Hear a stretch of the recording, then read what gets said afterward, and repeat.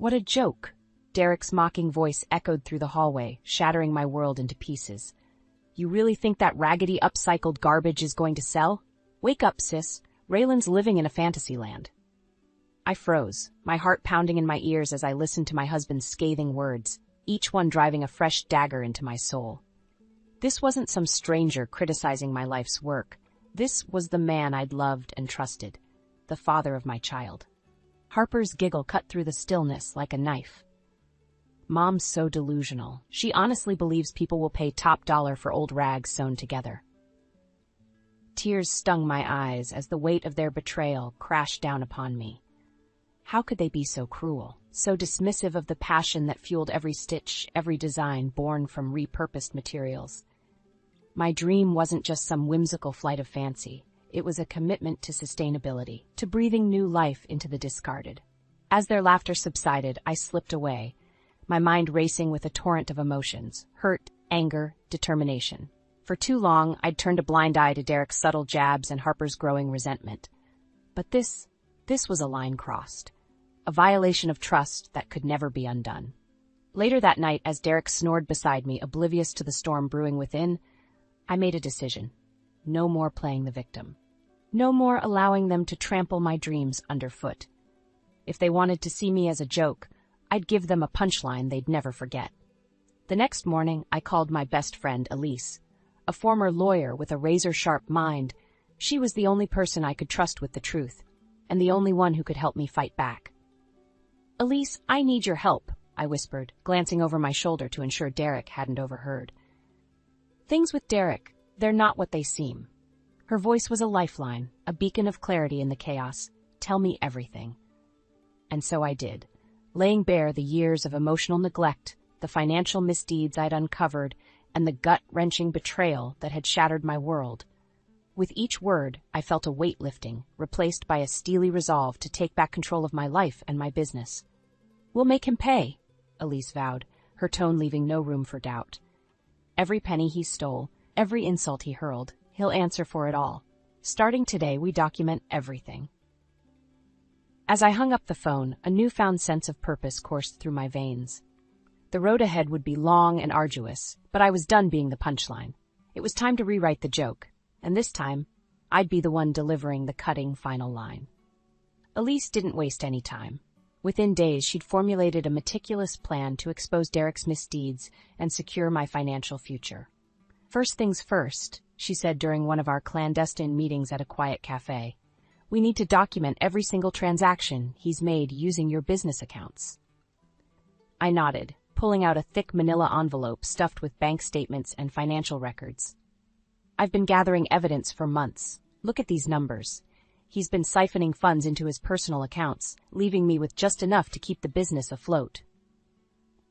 Elise's brow furrowed as she flipped through the pages. "That snake, he's been embezzling from you this whole time." It gets worse. I took a deep breath, steeling myself for the next revelation. "I overheard him on the phone with his banker last week. He's been lying about our profits, cooking the books to make it look like we're barely scraping by, so he can claim you're a financial burden and gain leverage in the divorce proceedings," Elise concluded, her jaw clenched tight. "Despicable." Our conversation was interrupted by the shrill ringing of my phone. Derek's name flashed across the screen, and I felt a surge of revulsion. Without hesitation, I declined the call and muted the ringer. Elise's eyes narrowed. What did that weasel want? Probably checking up on me, making sure his little cash cow is still producing. I spat the words like venom, years of pent-up resentment bubbling to the surface. Sliding a worn voice recorder across the table, Elise fixed me with a determined stare. "Start wearing this at all times. We need to catch him in the act, get him on record spewing his vitriol." The weight of the device in my palm felt heavy, a tangible reminder of the war I was waging. But I was done being a victim. It was time to fight back. That night, as Derek and I sat down for dinner, the tension was thick enough to cut with a knife. Harper picked at her food, her gaze flickering between us like a spectator at a boxing match. "What's gotten into you lately?" Derek sneered, breaking the uncomfortable silence. "You've been acting awfully strange." I took a deep breath, pressing the record button beneath the table. "Just focused on the business, that's all." Just, he scoffed, stabbing at his steak with more force than necessary. That little hobby of yours? Don't kid yourself, Ray. It's never going to amount to anything more than a drain on our finances. Harper's eyes widened, but she remained silent, no doubt fearing the wrath of her father's sharp tongue. You know, Derek, I replied, keeping my voice measured and even, for someone who claims to support my dreams, you sure have a funny way of showing it. His fork clattered against the plate as his fist slammed down on the table. Support your dreams? Don't make me laugh. Every penny I've wasted on that ridiculous project is a penny too many. The words stung, but I refused to flinch. Instead, I met his venomous glare with a steely gaze of my own. Well then, it's a good thing you won't have to waste any more of your precious money on me. Rising from the table, I fixed him with a cold smile. I'll be sure to pack my bags tonight. As I left the room, Derek's sputtering protests fell on deaf ears. The war had begun, and I had no intention of losing. The atmosphere in the house was suffocating. Derek prowled the halls like a caged animal, his footsteps heavy with barely contained rage. Whenever our paths crossed, his eyes bored into me, searching for any sign of weakness, any crack in my resolute facade. But I refused to break. With each snide remark, each thinly veiled insult, I stood my ground, meeting his vitriol with stony silence. The recorder in my pocket became a talisman of sorts, a constant reminder of the evidence I was against him. Harper, caught in the crossfire, retreated into herself. Gone was the carefree teenager who once laughed and joked with her father. In her place was a hollow-eyed shadow, flinching at raised voices and avoiding us both whenever possible. It was during one of these encounters that the dam finally burst. "What's wrong, Princess?" Derek sneered as Harper scurried past, her gaze fixated on the floor. "Cat got your tongue?" She froze, her shoulders tensing, and for a moment I thought she might flee. But then, slowly, she turned to face him, and the look in her eyes sent a chill down my spine. "Just leave me alone," she muttered, her voice barely above a whisper. Derek threw back his head and laughed, a cruel, mocking sound that set my teeth on edge. "What's the matter, Daddy's little girl too good to talk to her old man now?" "Derek, that's enough." I stepped forward, placing a hand on Harper's trembling shoulder. She said, "Leave her alone." His gaze snapped to mine, eyes glittering with malice. "Stay out of this, Raylan. This is between me and my daughter." "Your daughter?" I echoed, my grip tightening on Harper's shoulder. "Since when do you give a damn about being a father? All you care about is yourself and your precious money." The words hung in the air, heavy and damning. For a heartbeat, Derek was speechless, his face contorting with rage. Then, like a coiled serpent, he struck. "How dare you?" he snarled, taking a step forward. "After everything I've done for this family, for your pathetic little hobby, and this is the thanks I get?" Harper flinched, shrinking back against me, but I stood my ground. Reaching into my pocket, I thumbed the record button, capturing every venomous word. "You've done nothing but belittle me, Derek, lie to me, steal from me. You're a despicable excuse for a husband and a father." His face turned an ugly shade of purple, and for a moment, I thought he might strike me. But then, as quickly as it had come, the storm passed, and he deflated like a punctured balloon. "You'll regret this," he hissed, jabbing a finger in my face. "Mark my words, Raylan, I'll make sure you lose everything." With that, he turned on his heel and stormed off, leaving Harper and me alone in the oppressive silence. "Mom?" Her voice was small, tremulous. "What's going on?" Wrapping an arm around her shoulders, I pulled her close, grateful for the solid weight of her against my side. "It's going to be okay, sweetie," I murmured, more for my own benefit than hers. "Everything's going to be just fine." But as I gazed down the hall where Derek had disappeared, a tendril of doubt wormed its way into my heart. Had I underestimated his capacity for cruelty? His willingness to drag us all down in his quest for vengeance? Only time would tell. And in the meantime, I would keep fighting. Keep gathering ammunition for the battle to come. Because one thing was certain.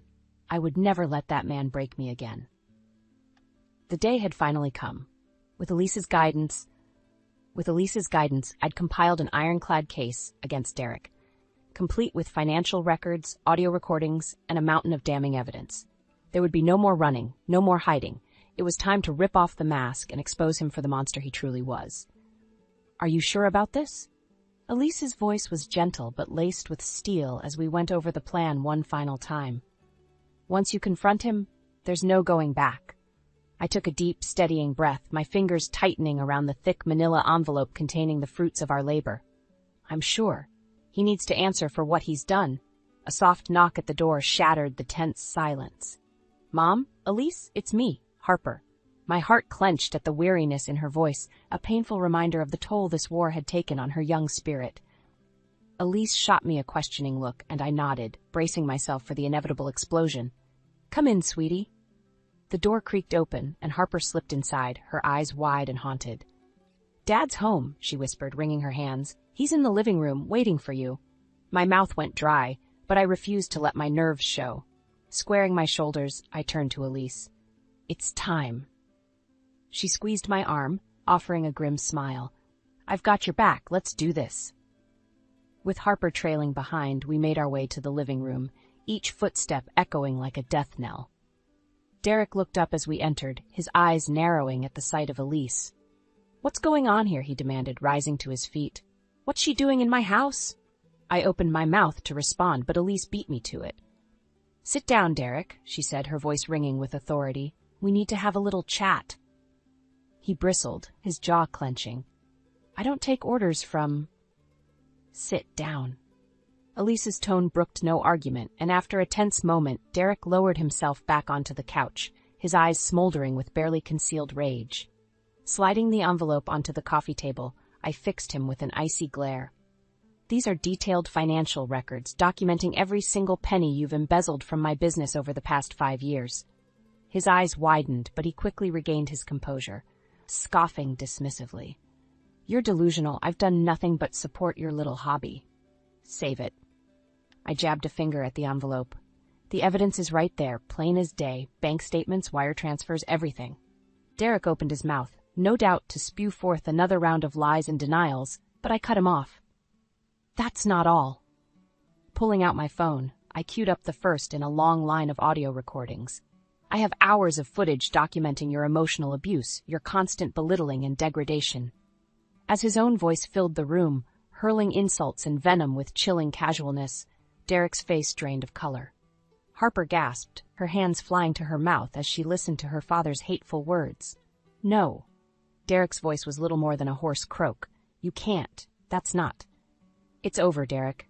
Elise's voice was cold, utterly devoid of mercy. We have more than enough evidence to bury you in court. You're going to jail, and Raylan is taking everything, the house, the business, full custody of Harper. You've lost. For a long moment, silence reigned, broken only by the sound of Derek's ragged breathing. Then, slowly, he turned to face me, and the look in his eyes sent ice flooding through my veins. You'll regret this, he hissed, spittle flying from his lips. I swear to God, Raylan, I'll make you suffer for this. You and that little brat will wish you'd never been born. Before I could respond, Harper was there, stepping between us with her shoulders thrown back and her chin raised in defiant challenge. That's enough out of you, she spat, her voice trembling but unwavering. You're the one who's going to suffer, you pathetic excuse for a father, and you'll have no one to blame but yourself. Pride swelled in my chest as I watched my daughter stand tall against the man who'd tormented us for so long. In that moment, I knew we would be okay. We would survive this nightmare, and maybe, just maybe, we'd emerge stronger than ever before. Derek opened his mouth, but whatever vile retort he'd intended died on his lips. With a snarl of impotent rage, he turned and stormed from the room, leaving us standing in silence amidst the wreckage of his shattered lies. It was over. The war had been won. The silence that followed Derek's departure was deafening. Harper and I stood frozen, still processing the explosive confrontation that had just unfolded. Elise was the first to break the stillness, letting out a long, shuddering breath. Well, that could have gone better, she muttered, running a hand through her disheveled hair. Harper whirled on her, eyes blazing with a mixture of hurt and anger. You think? That was my dad you just destroyed back there. Harper, I began, reaching out to her, but she jerked away, hugging herself tightly. Don't. Just don't. Her voice cracked, and I watched in dismay as tears spilled down her cheeks. How could you do this, Mom? How could you keep this from me? The accusation in her tone was like a physical blow, stealing the breath from my lungs. "Sweetie, I was just trying to protect you." "Protect me?" She let out a harsh, bitter laugh. "From what? The truth? The fact that my own father is a lying, cheating scumbag?" Each word lanced through me, raw and agonizing. Elise stepped forward, her expression softening. "Harper, your mom did what she had to do to keep you both safe. Derek is a dangerous man, and I don't want to hear it." Harper exploded, whirling on Elise with clenched fists. "You have no idea what you've done, what this is going to do to our family." The anguish in her voice cut me to the core. I wanted nothing more than to take her in my arms, to shield her from the pain and betrayal that had torn our lives asunder. But I knew, deep down, that this was a wound that could not be salved with empty platitudes or motherly affection. This was a hurt that ran bone deep, a festering wound that had been ripped open and left to bleed. "Harper, please." I tried again, fighting to keep my voice steady. "I never wanted to lie to you, but Derek, he was out of control. He was stealing from me, sabotaging my business, and I was afraid if I told you the truth, he might." "Might what?" she spat, rounding on me with fresh venom. "Hurt us? Abandon us? Well, congratulations, Mom, because now he's going to do both of those things, and so much worse." Her words hit their mark, and I flinched as if struck, because deep down I knew she was right. In my quest for justice, for vengeance against the man who had betrayed and belittled me, I had set in motion a chain of events that would undoubtedly tear our family apart. Derek's fury knew no bounds, and now that he had been backed into a corner, exposed as the monster he truly was, there was no telling how far he might go to make us pay. A small, traitorous voice whispered that perhaps it would have been better to simply cut my losses, to walk away and start anew. But I knew, in my heart of hearts, that such a path would have led only to more pain, more suffering at his hands. No, I had done the right thing, the only thing I could do to protect Harper and myself from his toxic influence. But that knowledge did little to dull the ache of my daughter's resentment, the guilt that gnawed at my soul for the turmoil I had thrust upon her. "I'm sorry," I whispered, the words feeling hopelessly inadequate. "I'm so sorry." For a long moment Harper simply stared at me, her expression unreadable. Then, without another word, she turned and fled the room, leaving me standing amidst the wreckage of our fractured family. Elise's hand found my shoulder, squeezing gently. "Give her time, she'll come around." But as I listened to the distant echo of Harper's footsteps, rapidly retreating, I couldn't help but wonder if the damage I had wrought was too deep, too catastrophic to ever be undone. The divorce proceedings were brutal, a no-holds-barred battle fueled by years of pent-up resentment and betrayal.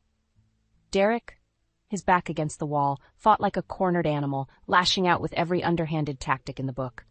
"She's an unfit mother," he snarled during one particularly heated hearing, his eyes boring into me with undisguised hatred. "Manipulative, vindictive.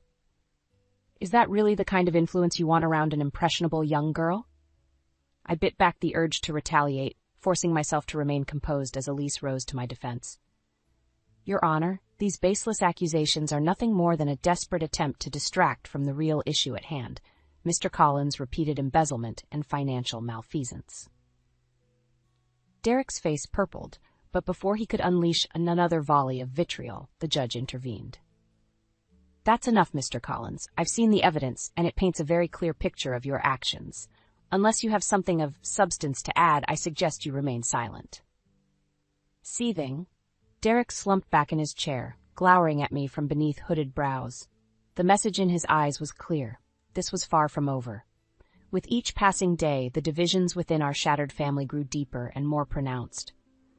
Harper, caught in the crossfire, retreated further into herself, alternating between bouts of stony silence and explosive outbursts directed at both Derek and me. "I hate you both," she raged one night, hurling a glass against the wall with enough force to shatter it into 1,000 pieces. "You've ruined everything." I flinched as shards exploded around me, piercing my skin with 1,000 tiny lacerations. But the physical pain paled in comparison to the agony of watching my little girl unravel before my eyes. Derek, of course, seized the opportunity to drive the wedge deeper, pulling Harper aside and no doubt filling her head with his twisted version of events. "Don't listen to a word that lying bitch says. I overheard him hiss, his voice dripping with venom. "She's poison, Harper, and she'll only drag you down with her."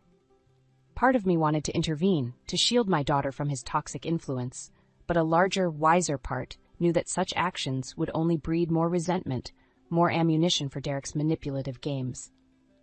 So I kept my distance, focusing my energy on the legal battle that would decide the course of our future. With Elise's guidance, I pored over financial statements and witness testimonies, building an impenetrable case against the man who had once sworn to love and cherish me. The realization that our marriage had devolved into this bitter adversarial farce left a hollow ache in my chest.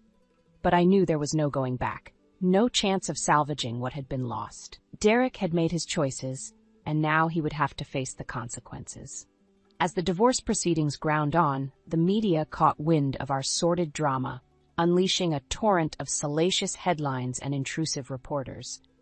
Derek, ever the opportunist, seized his chance to manipulate the narrative, granting exclusive interviews where he painted himself as the long-suffering victim of a deranged, money-hungry shrew.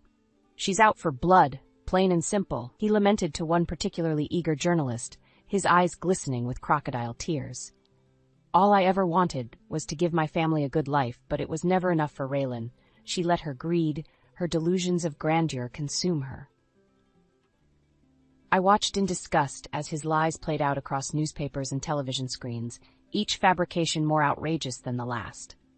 But I refused to take the bait, to engage in the same mudslinging tactics that Derek had embraced so wholeheartedly. No, I would let the evidence speak for itself.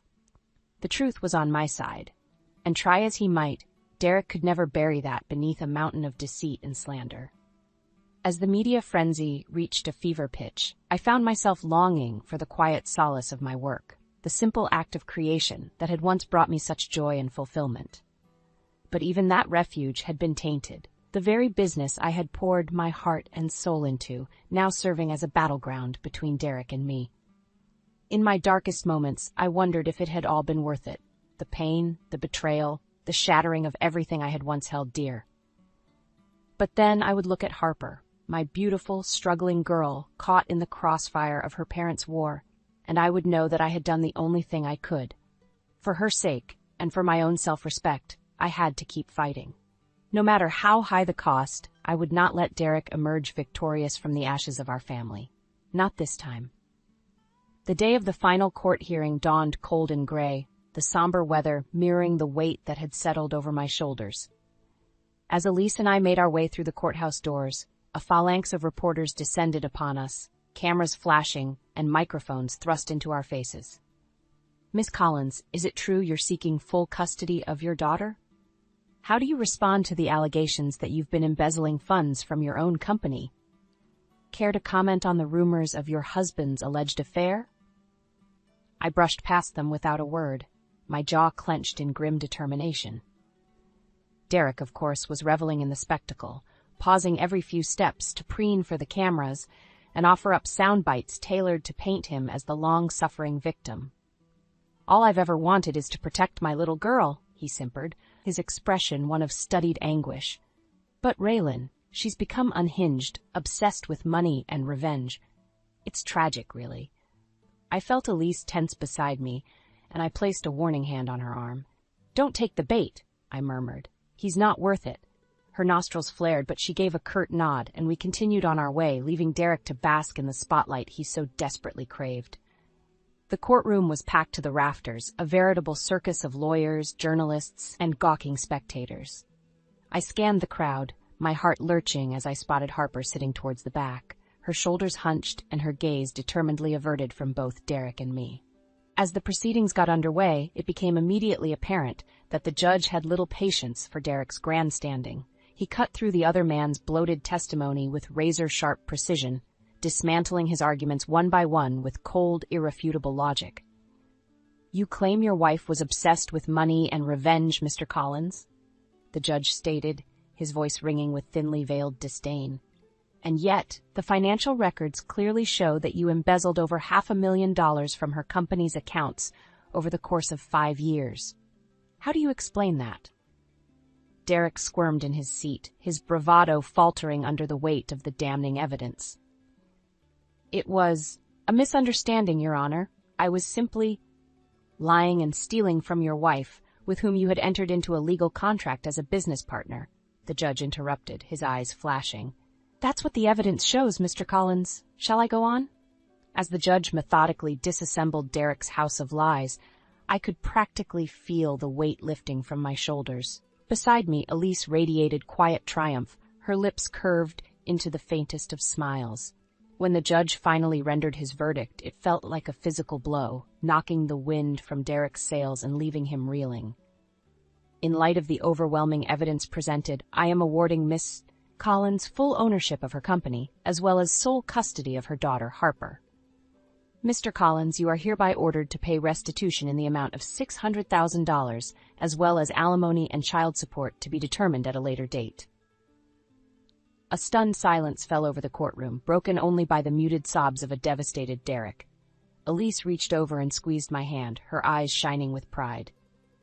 You did it, she murmured. It's over. But as I turned to face my daughter, my heart plummeted.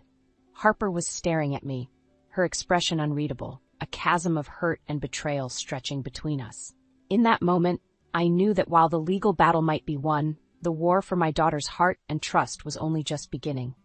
In the days that followed, Derek's world crumbled around him. His assets were seized, his reputation in tatters. But through it all, he maintained a defiant front, lashing out at anyone and everyone who dared cross his path. It was during one such outburst that Harper, who had been steadfastly avoiding me, finally emerged from the shadows of her self-imposed exile. You're pathetic, she spat, her voice dripping with contempt as Derek raged and raved in the aftermath of yet another court ruling. All this time, I thought Mom was the one destroying this family, but you're the real cancer, aren't you? Derek whirled on her, his face contorted in an ugly snarl. Watch your mouth, you ungrateful little...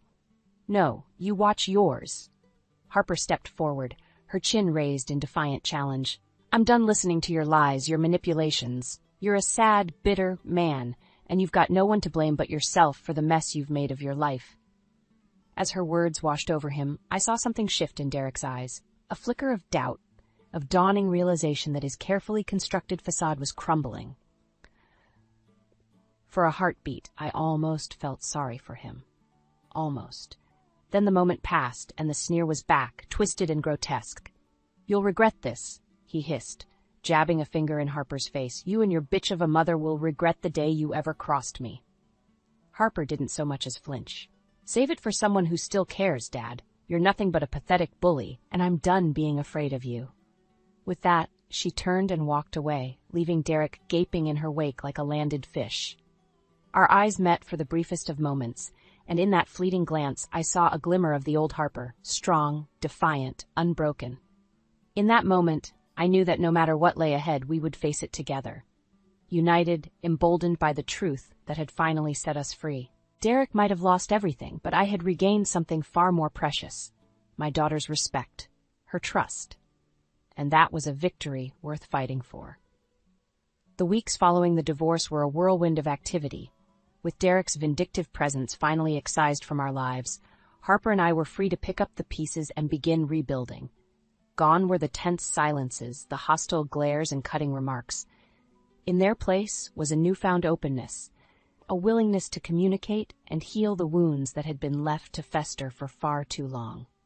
I'm sorry, Mom, Harper murmured one night as we sat on the patio, nursing mugs of hot chocolate beneath the star-studded sky, for the way I acted, for shutting you out when you needed me most. I reached over and squeezed her hand, my heart swelling with a potent mix of love and relief. You have nothing to apologize for, sweetie. What's important is that we're here now, together. That's all that matters. She offered a tentative smile, and in that moment, I saw a glimpse of the carefree girl she had once been, untainted by the bitter rancor of her parents' war. The sight filled me with a renewed sense of determination. I would do whatever it took to shield her from further pain, to ensure that the damage wrought by Derek's actions did not define the rest of her life. With that goal in mind, I threw myself into resurrecting my fashion line, channeling all the fire and passion that had once fueled my every design. Harper, to my immense pride, joined me wholeheartedly, her artistic flair and keen eye breathing fresh life into my creations. "You know, this whole sustainability thing is actually kind of cool," she remarked one afternoon as we pored over a pile of discarded fabric swatches. "Who knew old rags could look so chic?" I laughed, reveling in the sound of her teasing lilt. "I tried to tell you, didn't I? But you were too busy mocking your poor, delusional mother." She pulled a face, her cheeks flushing with embarrassment. "Yeah, well, I was young and stupid. Not to mention brainwashed by a certain lying snake of a father. The barb stung, but I knew there was no venom behind it, only the stark truth that we were both still coming to terms with." Reaching out, I cupped her cheek, marveling at the way she leaned into my touch rather than recoiling. "The important thing is, we're here now, together, and nothing is ever going to tear us apart again." The words felt like a vow, a solemn promise to the both of us. Harper's eyes glistened with unshed tears, but she blinked them away, offering me a watery smile. "You're right. It's you and me against the world, Mom. Always and forever." As our new line began to take shape, the media caught wind of our triumphant reemergence, fueling a flurry of interest and speculation. Interview requests poured in, each more eager than the last to get the inside scoop on our phoenix-like rise from the ashes of scandal and betrayal. I dismissed them all with a polite but firm refusal. This story, our story, was not fodder for the gossip rags or salacious tell-alls. It was ours, a hard-won victory forged in the fires of pain and heartbreak. The only validation I needed was the look of pride in Harper's eyes as we put the finishing touches on our debut collection. Gone were the dark circles and haunted gaze. In their place was a radiant, effervescent joy that warmed me to my very core. "We did it, Mom," she breathed, running her fingers over the intricate stitching of one particularly striking ensemble. "Against all odds, we actually pulled this off." Wrapping an arm around her shoulders, I pulled her close, savoring the moment. "Of course we did, baby girl. When have you ever known your mother to back down from a fight?" She laughed, the sound ringing like music through the bustling studio. "Fair point. Though to be honest, I think it was my stubborn determination that really saved the day." "Is that so?" I arched an eyebrow, unable to resist the playful banter. "Well, in that case, maybe I should start calling you Mom instead." Harper made a face, sticking out her tongue. "On second thought, let's not go that far. One diva in the family is more than enough." We dissolved into a fit of giggles, the easy camaraderie a soothing balm on the wounds of the past. In that moment, it was as if the years of turmoil and heartache had never happened.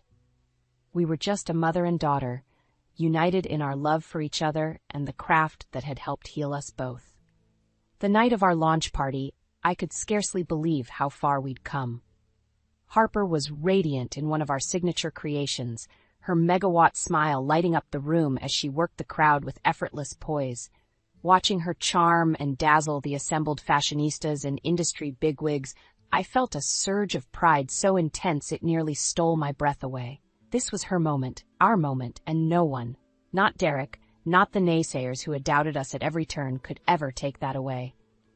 As the night drew to a close and the last of the well-wishers trickled out, Harper made her way over to me, her eyes sparkling with unbridled joy. "Well," she murmured, looping her arm through mine, "what did you think? Was it everything you dreamed it would be?" Pulling her close, I pressed a kiss to her temple, my heart so full I thought it might burst. "It was more than I ever could have imagined," I whispered fiercely, "and it's only the beginning, baby girl, for both of us."